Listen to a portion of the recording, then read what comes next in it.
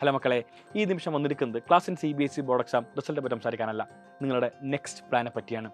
Class 11 CBSE എല്ലാവരും ഇതാ board exam result എല്ലാം വന്ന് ആഘോഷത്തിന് ശേഷം നേരെ പ്രവേശിക്കാൻ വേണ്ടി പോകുന്നത് 11th CBSEയിലേക്കാണ്. എല്ലാവരുടെയും ഏറ്റവും ഇമ്പോർട്ടൻറ്റ് ക്ലാസ്സുകൾ വേറൊന്നും തന്നെയല്ല, 12th ക്ലാസ്സിലേക്കുള്ള ഏറ്റവും ബേസിക്സ് ആണ് 11th ക്ലാസ് എന്ന് പറയുന്നത്. അതിലുപരി നിങ്ങൾ ഭാവിയിൽ എഴുതാൻ വേണ്ടി പോകുന്ന എല്ലാ എൻട്രൻസ് എക്സാമിനേഷൻ്റെയും ഏറ്റവും ബേസിലായി ചെയ്യാൻ വേണ്ടി പോകുന്നത് അത് 11th ക്ലാസ് തന്നെയാണ്.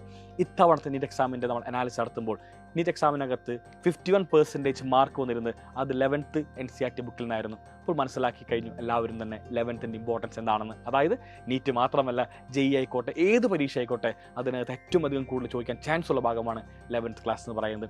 അത് തന്നെയാണ് അതിൻ്റെ ഇമ്പോർട്ടൻസ് ഏറ്റവും അധികം വർദ്ധിപ്പിക്കുന്നത്.